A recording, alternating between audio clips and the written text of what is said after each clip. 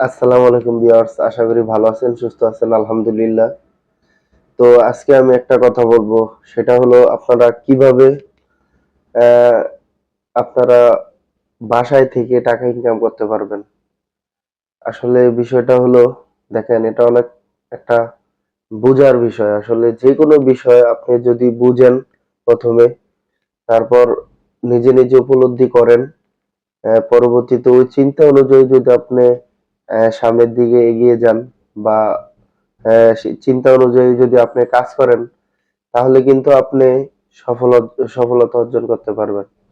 আর যদি আপনার ওই চিন্তা ধারণা, ওই ধরনের মানে থিঙ্কিং যদি না থাকে আপনার মধ্যে, তাহলে কিন্তু আপনি কিছুই করতে পারবেন না। অযথা শুধু আপনি ইনভেস্ট করবেন, কিন্তু আপনি মনে করেন যে আহ, সফলতা অর্জন করতে পারবেন না। সেই জন্য আমি বলছি যে ঘরে ঘরে বসে থেকেও কিন্তু টাকা ইনকাম করা সম্ভব। দেখেন, আমরা যারা প্রবাস জীবনে যাই, প্রবাসে যাই, আমরা কি করি?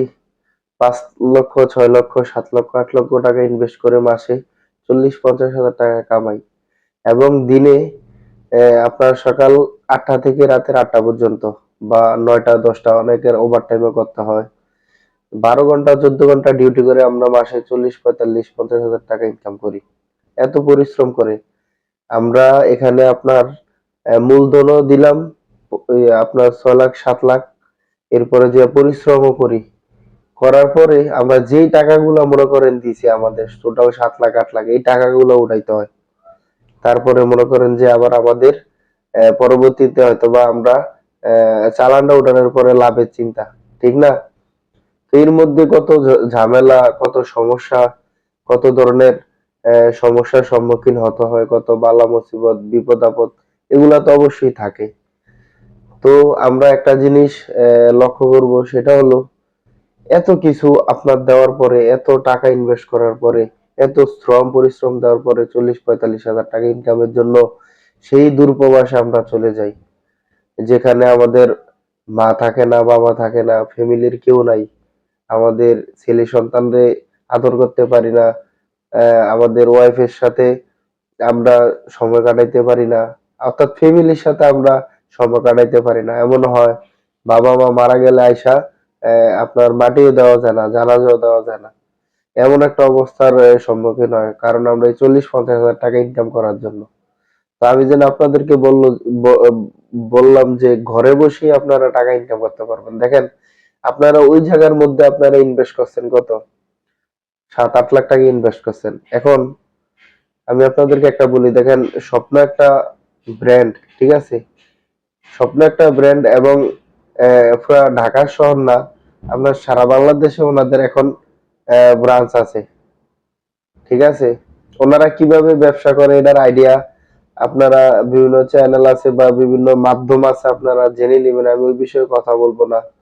তো আমি একটা কথাই বলবো, যারা দেখেন, আপনারা চাইলে কিন্তু একটা যে কোনো একটা দোকান আপনারা দিতে পারেন, যে কোনো একটা পণ্যের দোকান। পণ্য পণ্যটা আমি উল্লেখ করলাম না, আপনাদের যে পণ্যটা মনে হয় ভালো, সেই পণ্যের একটা আপনারা দোকান দিতে পারেন।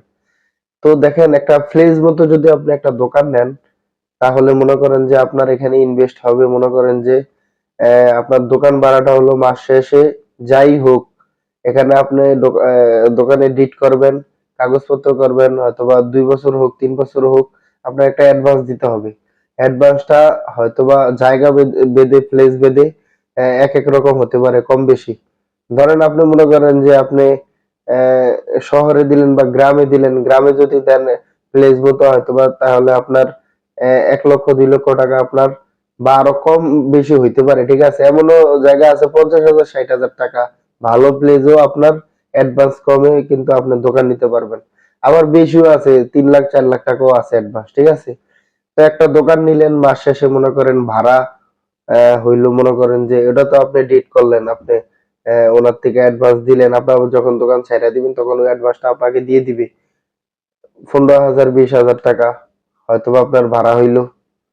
তো মনে করেন এখানে আপনার ইনভেস্ট হইলো, মনে করেন যে আপনি ডিড করছেন ২ লাখ, ইন্ডিয়া ভাড়া হইলো ধরেন ১৫ হাজার টাকা, বা ১০ হাজার টাকা, বা ২০ হাজার টাকা, ঠিক আছে? এখন আপনি দোকানে মালামাল উঠাইবেন, ওই মালামালটা আপনি কত টাকার মধ্যে উঠাইবেন সেটা আপনার পণ্য অনুযায়ী, আপনার দোকানের চাহিদা অনুযায়ী আপনি পণ্য উঠাইবেন। ধরেন আপনি 1 লক্ষ টাকা বা 2 লক্ষ টাকার মালামাল উঠাইলেন, ঠিক আছে? তো মনে করেন যে ওখানে আপনি 2 লাখ দিলেন, এখানে 2 লাখ, 4 লাখ, 5 লাখের মধ্যে মোটামুটি আপনার সবকিছু কমপ্লিট। এখন আপনি কি করবেন? দোকানদারি করবেন, ঠিক আছে?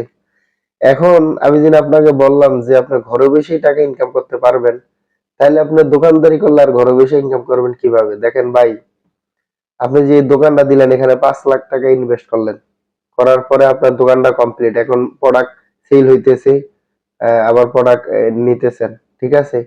এখন এই প্রোডাক্টটা সেল দেওয়া, প্রোডাক্টটা নেওয়া, আপনি একটা লোক রেখে কাজটা করতে পারেন। একটা ভালো লোক রেখে তাকে মাস শেষ 15-20 হাজার টাকা বেতন দিয়ে আপনি কিন্তু এই কাজটা করতে পারেন। আপনি ওরে দিয়ে যদি আপনি এটারে ম্যানেজমেন্ট করাইতে পারেন, চালাইতে পারেন, তাহলে আপনি ফ্রি। আপনি মনে করেন যে মাস শেষে এই আপনার 5 লাখ টাকা ইনভেস্ট করে আপনি যদি 70-80 হাজার টাকা, হ্যাঁ, 70-80-90-1 লক্ষ টাকা আপনার লাভ হয়, তো এখানে আপনার দোকান ভাড়া দিলেন মনে করেন যে 15 হাজার বা 10 হাজার বা 20 হাজার, আর আপনি যে কর্মচারী রাখলেন এই কর্মচারীর আপনি বেতন দিলেন মনে করেন 15-20, তাহলে ধরেন আপনার 40 হাজার, আর এখানে মনে করেন 5 হাজার আনুমানিক। আরো তো মনে করেন যে মাসে যদি 1 লক্ষ টাকা লাভ হয়, আরো 55 হাজার টাকা থাকে, আরো কম বেশি হইলে মাসে 30 হাজার টাকা লাভ হইলে তো অন্যের দিয়ে খাটিয়া মনে করেন যে এটা অনেক লাভ, যেহেতু আপনি টাকা ইনভেস্ট করছেন, ঠিক আছে, ব্যবসাটা কন্টিনিউ। তো ভাই দেখেন, এইভাবে কিন্তু আপনারা লোক মানে খাটিয়ে আপনারা কিন্তু ব্যবসা করতে পারেন। এমনও দোকানদার আছে কিন্তু, এই দেখেন আপনারা আমাদের যে যে বেস্ট বাই আরএফএল, এখানে কোনো মালিক আছে? কোম্পানি তো মনে করেন কোম্পানির ন্যায় চলতেছে, অথচ যে আমাদের কোম্পানির চেয়ারম্যান, হ্যাঁ, সে এসে কি কাজ করে এখানে? এখানে কিন্তু লোক দিয়ে কাজ করাইতেছে, মাস শেষ বেতন দিতেছে, কোম্পানিও প্রফিট হইতেছে, কর্মচারীরও বেতন দিতেছে, কোম্পানিও চলতেছে, কর্মচারীও চলতেছে। তো আপনি মনে করেন যে এরকম যদি আপনি দোকানপাট দেন, আপনি ইনভেস্ট করেন, আপনি ঘরে বসে ঘুরে ফিরে আপনি কক্সবাজার গেলেন ঘুরতে, এখান দিয়ে আপনার দোকান চলতেছে, টাকা আসতেছে মাস শেষে। শুধু একটা জিনিস হলো কি ভাই, ম্যানেজমেন্ট। আপনার কত টাকার পণ্য কিনলেন, কত টাকা সেল করলো, দৈনিক কত টাকা ইয়া করলো, এটার একটা একুরেট ম্যানেজমেন্ট, একটা হিসাব রাখতে হবে আপনার, যাতে এখানে নয় ছয়ের কোনো বিষয় না থাকে। ঠিক আছে? যদি এরকম হয় ভাই, অনেক কথা আছে, এরকম অনেক কথা আছে, বিভিন্ন ব্র্যান্ড, এই যে স্বপ্নের মতো, এছাড়া বিভিন্ন বড় বড় কোম্পানি আপনার এই কাজগুলা করতেছে। আপনি একটা ছোট দোকান দিয়েও তো দেখেন, অনেক জায়গায় মুদি দোকান দিয়ে 2 জন 3 জন কর্মচারী রেখে কিন্তু কাজ করায়, ঠিক আছে? ওনাদেরকেও তো বেতন দিতেছে, দোকানও চলতেছে, ঠিক আছে, কর্মচারীরও বেতন দিতেছে, দোকান ভাড়াও দিতেছে, প্রোডাক্টও রাখতেছে, প্রোডাক্ট সেলও করতেছে। তাইলে দেখেন, এখানে মনে করেন যে আপনার হলো পুরাটাই হলো বুদ্ধি। আপনি কিছু টাকা যদি ইনভেস্ট করতে পারেন, যদি আপনি লোক খাটাইতে পারেন, তাহলে কিন্তু আপনি ঘুরে ফিরে মনে করেন যে আপনি আপনার মতো করে আপনি করলেন। যেমন যারা গাড়ির ব্যবসা করে, ধরেন বাসের ব্যবসা করে, এরা কি করে, আপনার 15 লাখ 20 লাখ টাকা দিয়ে একটা বাস নামিয়ে দেয়, এরপরে মনে করেন যে যে ড্রাইভার চালায়, হেল্পার আছে লগে, মনে করেন দৈনিক টিপ হইলে মনে করেন হিসাব দেয়। যা বড় বড় ট্রাক চালায় যারা, তারা মনে করেন এরকম আপনার টিপ হইছে মনে করেন যে হিসাব দেয়, ঠিক আছে? লোকের মাধ্যমে কাজ করে। আপনি তো আর বাস চালাইতে পারবেন না, আপনি তো আর মনে করেন যে ট্রাক চালাইতে পারবেন না, ঠিক না? এরকমই যদি আপনি এভাবে টাকা পয়সা ইনভেস্ট কইরা সঠিক জায়গায় সঠিক পদ্ধতিতে এবং এগুলা দেওয়ার আগে অনেক চিন্তা ভাবনা করে যদি আপনি দেন, তাহলে মনে করেন যে আপনি যদি লোক খাটাইতে পারেন, তাহলে মনে করেন আপনি টাকা ইনভেস্ট করতে পারেন। অনেকে তো ভাই 5-6টা মনে করেন সিএনজি কিনে, মনে করেন 10-12-20টা রিক্সা কিনে, কিনা পরিচালনা করে, লোক দিয়া চালায়। দিন শেষে কি হয়, তার গাড়িটা দিন চললো, ওই জন্য 500 টাকা হাজিরা বা 1000 টাকা হাজিরা এরকম নির্ধারণ করে।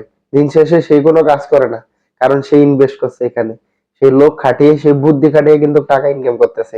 আর আপনি যতক্ষণ মনে করেন যে আপনি আপনার কোম্পানি বা আপনার দোকান হোক বা আপনার শোরুম হোক, আপনার লোক খাটাইতে না পারবেন, ততদিন আপনি বড় হইতে পারবেন না। আপনি নিজে একা পরিশ্রম করে কখনোই বড় হইতে পারবেন না যদি আপনার লোক না খাটান। তারও একটা রিজিক আছে, সেও যদি এসে আপনার এখানে খাটে, তাহলে আপনার ব্যবসাটা কিন্তু বড় হয়ে যাবে। এই যে ইদানিং আমার জানা মতো একটা ফাস্টফুডের দোকানেই আপনার ওনার 2টা দোকান, একটা ছেলে ওনার দোকানটা পুরো পরিচালনা করতো, উনি তো ব্যবসা বুঝে, এখন ওই ছেলেটা নাই, তাই তো তিনি লসে পড়ে যেতে আছে, ঠিক আছে। এখন আবার মনে করেন যে লোক একটা পাইছে, এখন আবার ব্যবসাটা পরিচালনা করবে, সে এক সাইডে করবে আর এক সাইডে লোক খাটিয়ে দিছে, ওখানে মনে করেন যে ওনার যে প্রফিট হবে, লাভ হবে, মনে করেন যে উনি লোক খাটিয়া লোকের বেতন দিয়ে দোকান ভাড়া দিয়ে ওনার আরো মাসে 30-40 হাজার টাকা থাকবে। তাহলে এটা সহজ না? এটা আপনার ঘরে বসে ইনকাম করার মতো না? তো ভাই, যদি ভিডিওটা ভালো লাগে আর আমার কথাগুলো আপনাদের কাজে আসে, তাহলে অবশ্যই চ্যানেলটা সাবস্ক্রাইব করে রাখবেন, লাইক কমেন্ট শেয়ার করে আমাদের পাশেই থাকবেন। ধন্যবাদ।